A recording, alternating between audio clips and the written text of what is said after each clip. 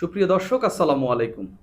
অন্তর্বর্তীকালীন সরকার আওয়ামী লীগকে নিষিদ্ধ করেছে, তাদের মূলত কার্যক্রম নিষিদ্ধ করেছে। এর ফলে আগামী নির্বাচনে যে আওয়ামী লীগ অংশগ্রহণ করবে না, এটা মোটামুটি স্পষ্ট। এই যে আওয়ামী লীগ আগামী নির্বাচনে অংশগ্রহণ করবে না, এটাই বাংলাদেশের রাজনীতির গণতান্ত্রিক রাজনৈতিক উত্তরণের পথে সবচেয়ে বড় বাধা হিসেবে দেখছে ব্রিটিশ গণমাধ্যম দ্য ইকোনমিস্ট। বাংলাদেশকে নিয়ে বড় বড় দুইটা রিপোর্ট তারা প্রকাশ করেছে তাদের পত্রিকায়, অনলাইন সংস্করণে দুটাতেই। এবং সেখানে ডক্টর মোহাম্মদ ইউনুসের বর্তমান যে শাসন ব্যবস্থা, নোবেল বিজয়ী ডক্টর মোহাম্মদ ইউনুস যিনি শান্তিতে নোবেল পেয়েছেন, তার দেশটির অবস্থা যে একেবারেই বাজে অবস্থা, ধ্বজভঙ্গ হয়ে পড়েছে, সেটা নিয়েই তারা সমালোচনা করেছেন। এবং কিভাবে এবং কেন আওয়ামী লীগকে নির্বাচনে অংশগ্রহণ করতে দেওয়া উচিত সেটা নিয়ে তারা নানান কথা বলেছেন। এবং এই সরকার যে প্রতিশোধ পরায়ণ হয়ে উঠেছে এবং প্রতিশোধ পরায়ণতা যে দেখাচ্ছে, যে প্রতিশোধী মনোভাব দেখাচ্ছে, এটাই সংস্কারের পথে বাংলাদেশ, নতুন বাংলাদেশ হিসাবে এগিয়ে যাওয়ার পথে সবচেয়ে বড় বাধা হিসাবে দেখছে এই গণমাধ্যমটি। এখন কথা হইলো, এই গণমাধ্যমটি একটা দুটা খবর প্রকাশ করেছে, এটাকে কি পাত্তা দেওয়ার কিছু আছে কিনা? অবশ্যই পাত্তা দেওয়ার কিছু রয়েছে।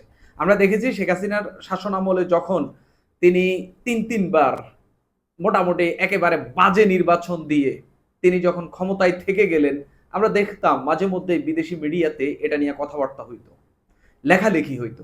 এই যে লেখাগুলা, তারা এই লেখাগুলা বিভিন্ন দেশের সরকারের নজরে আসে, কূটনৈতিকদের নজরে আসে। সেখান থেকে তারা একটা আন্ডারস্ট্যান্ডিং পায় যে আসলে দেশটিতে কি চলছে এবং কিভাবে তার দেশের সরকার কিভাবে দেশ চালাচ্ছে, এগুলা নিয়ে তাদের একটা বোঝাপড়া হয়। সেই বোঝাপড়া থেকে ভবিষ্যতে তারা নীতি নির্ধারণী সিদ্ধান্ত নেওয়ার ক্ষেত্রে তারা এই সব বিষয়গুলোকে তারা অবজারভেশনে রাখে।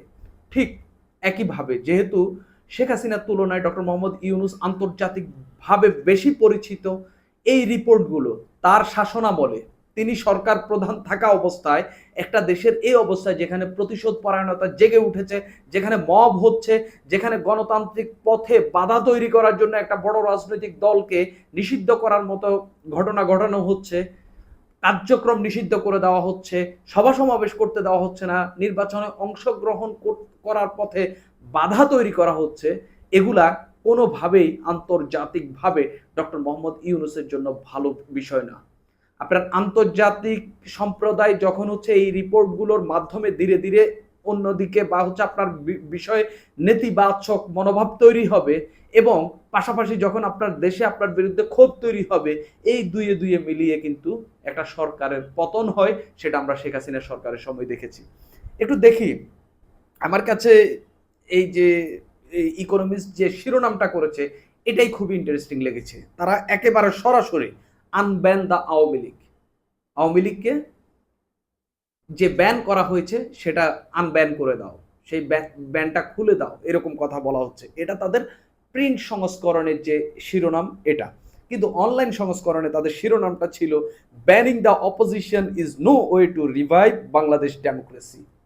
খুবই ইম্পর্টেন্ট কথা, যে বিরোধী মতকে, বিরোধী দলকে ব্যান করে, নিষিদ্ধ করে গণতন্ত্রের পথে হাঁটা যায় না। এটাই গণতন্ত্রের পথে সবচেয়ে বড় বাধা, এভাবেই তারা বলছে। এখানে তারা ডক্টর মোহাম্মদ ইউনুসের সরকারের কিছু প্রশংসাও করেছে, যে সে 5 আগস্ট শেখ হাসিনা সরকারের পতনের পর এবং শেখ হাসিনা সরকারের শাসন আমলে যে অর্থনীতিতে যে পরিমাণ ধস নেমেছিল, এই সরকার সেটা কিছুটা, সেখান থেকে কিছুটা হইলেও একটা স্থিতিশীল জায়গায় আনার চেষ্টা চালিয়ে যাচ্ছে, এরকম কথাবার্তা বলা হচ্ছে। যে প্রবৃদ্ধি সেভাবে না বাড়লেও রিজার্ভ এবং অন্যান্য অর্থনৈতিক খাতে আরো বেশ কিছু গুরুত্বপূর্ণ বিষয় এই সরকার করেছে, গুরুত্বপূর্ণ পদক্ষেপ সিদ্ধান্ত এই সরকার নিয়েছে, যার ফলে রিজার্ভ সহ কিছু জিনিস বাড়ছে, মানে এক ধরনের ইতিবাচক বিষয় দেখছে তিনি। সেখানে রিপোর্টে বলা হচ্ছে ডক্টর মোহাম্মদ ইউনুসের সরকারের হাতে খুবই কঠিন একটা কাজ তুলে দেওয়া হয়েছিল। সেই কাজটা কি?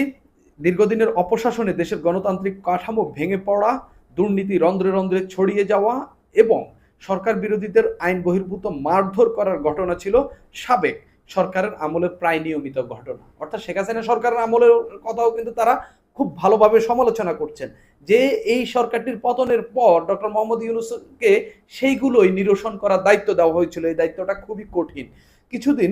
অর্থনীতি কিছুদিন অসাধারণ অগ্রগতি দেখালেও তা একসময় তাল হারিয়ে ফেলে। ইকোনমিস্ট বলছে পরিস্থিতি এতটাই নাজুক হয়ে পড়ে যে দেশের 1/5 তরুণ বেকার হয়ে পড়ে। এই জন্যই কি, এবং দেশে যে ব্যাপক পরিমাণ তরুণ বেকার হয়ে পড়েছে এটা তো চরম সত্য কথা। এবং একজন ডক্টর মোহাম্মদ ইউনূস নিজেও একজন অর্থনীতিবিদ, যিনি হচ্ছে অর্থনৈতিক কাঠামোতে কাজ করে ক্ষুদ্র ঋণ দিয়ে হচ্ছে তিনি শান্তিতে নোবেল পুরস্কার পেয়েছেন। সেই লোকটি যখন একটা দেশের হাল ধরে, তখনও যখন তরুণরা বেকার হয়ে পড়ে, তখন হচ্ছে তার সক্ষমতা, তার সরকার চালানোর দক্ষতা নিয়ে প্রশ্ন উঠতেই পারে। ঠিক সেই প্রশ্নটাই তুলছে ইকোনমিস্ট। এই প্রেক্ষাপটে ডক্টর ইউনূসের নেতৃত্বাধীন সরকার তবে পররাষ্ট্র নীতিতে বাংলাদেশের চীনের দিকে ঝুঁকে পড়েছে।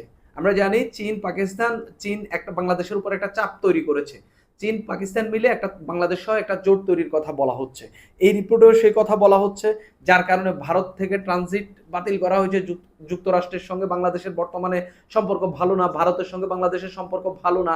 যুক্তরাষ্ট্রের সঙ্গে যদি সম্পর্ক খুব ভালোই হইতো তাহলে এত পরিমাণ যে ট্যারিফ বসানো হয়েছে 37%, সেটা বসাইতো না। ভারতের সঙ্গে যদি সম্পর্ক ভালো হইতো তাহলে হচ্ছে এই যে ট্রান্সশিপমেন্ট, তারপর অন্যান্য যেসব সুবিধা বিভিন্ন বন্দর দিয়ে খুব দ্রুত যে পণ্য বাংলাদেশ রপ্তানি করতে পারতো, সেই সব সুবিধা বাতিল করে দেওয়ার মধ্য দিয়ে ভারতও বার্তা দিয়ে দিয়েছে যে বাংলাদেশের সঙ্গে তাদের সম্পর্ক ভালো না।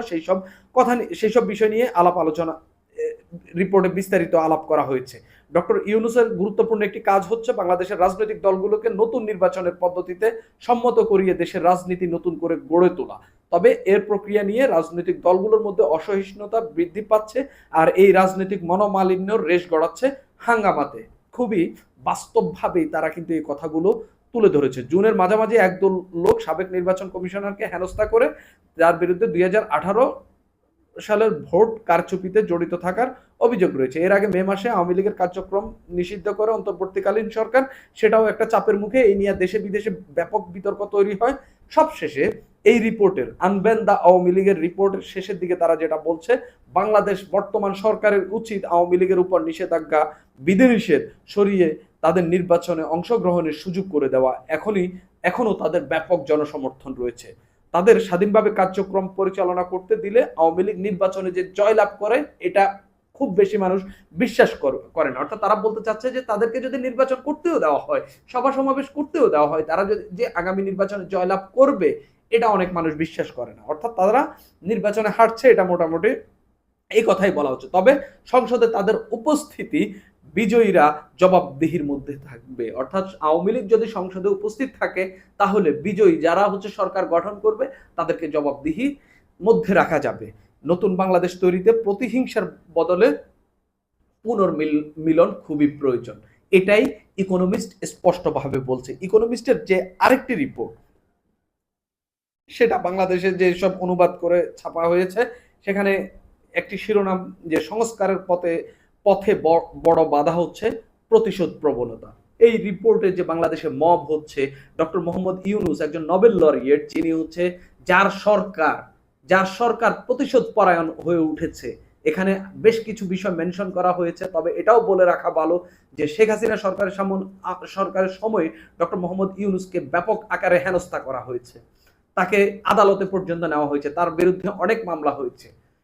ঠিক এই সময়েও ডক্টর মোহাম্মদ ইউনূস তার দলকে একইভাবে হেনস্থা করছে। দলটির যারা দোষী তাদের বিরুদ্ধে তো মামলা মোকদ্দমা নানান কিছু চলছে, কিন্তু যারা দোষী নয়, নির্দোষ, তারাও এক ধরনের সাফারিংসের মধ্যে এই নোবেল লরিয়েটের শাসনামলের মধ্যে যাচ্ছে। তো যেই লোকটা আওয়ামী লীগ করেও দোষী না, সেই যদি এখন কোনো সাফারিং এর মধ্যে যায়, সে যদি এখন তার মানবাধিকার লঙ্ঘনের মধ্য দিয়ে যায়, এর দায়টা কাকে নিতে হবে? নিশ্চয়ই সরকারকে নিতে হবে, সরকার প্রধানকে নিতে হবে, এবং এই সরকারের যে প্রশাসনিক কাঠামো রয়েছে তাদেরকে নিতে হবে। এবং ইকোনমিস্টও এখানে বেশ কিছু বিষয় উল্লেখ করেছে যে হচ্ছে ডক্টর মোহাম্মদ ইউনূসের এই সরকারটি প্রতিশোধ পরায়ণ সরকার, এবং তারা এক ধরনের প্রতিশোধের মধ্যে যাচ্ছে, যেটা বিগত সরকারের শাসনামলে যারা ঝামেলার মধ্যে দিয়ে যাচ্ছে, এটার তারা শিরোনাম করেছে এ বিগ মিস্টেক বাই বাংলাদেশের একটি বড় ভুল।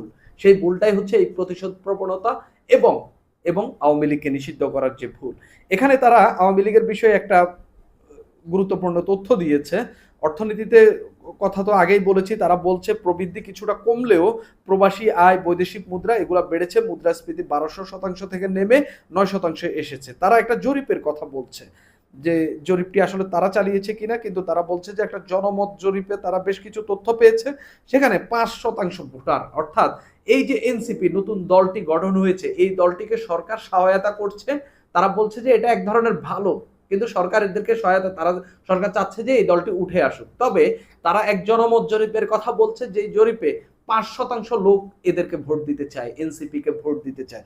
বিপরীতে বিএনপি কে 42%, জামাতে ইসলামকে 32% লোক ভোটে এগিয়ে রেখেছে। এরকম একটা জরিপের কথা তারা বলছে। তাদের এই জরিপে আওয়ামী লীগ ছিল কিনা এটা আমার একটা সন্দেহের জায়গা থাকছে। তবে পরবর্তীতে একটা জায়গায় তারা বলছে জরিপে 14% ভোটার দল আওয়ামী লীগকে পছন্দ করছে, যদিও বিশ্লেষকদের মত এই সংখ্যাটা আরো বেশি। অর্থাৎ তারা বলছে 42% লোক বিএনপিকে ভোট দিতে চায়, 32% লোক জামাত ইসলামকে ভোট দিতে চায়, মাত্র 5% এনসিপিকে ভোট দিতে চায়। অর্থাৎ তারা এই সরকার যে প্রচেষ্টা চালিয়ে যাচ্ছে, একটা দলের পক্ষ হয়ে কাজ করার চেষ্টা চালিয়ে যাচ্ছে, যেগুলো তারা উল্লেখ করেছে, এবং যেই দলটির জনসমর্থন একেবারেই কম সেটাও তারা দেখিয়ে দিয়েছে। পাশাপাশি সবচেয়ে বড় দল যেটা এখন বিএনপি, অনেকেই বলে থাকেন যে হচ্ছে আগামী নির্বাচনে বিএনপি জয়লাভ করতে পারে, যদি নির্বাচনে যদি আওয়ামী লীগ না আসে, এই দলগুলোর মধ্যে নির্বাচন হলে বিএনপি জয়লাভ করতে পারে, এবং সেই নির্বাচনে জয়লাভ করে বিএনপি সরকার গঠন করতে পারে। ইকোনমিস্টের প্রতিবেদনে একই বিষয় উঠে এসেছে, সেখানে জামাতে ইসলাম 32% ভোট পাইতে পারে, সেটা তারা উল্লেখ করেছে।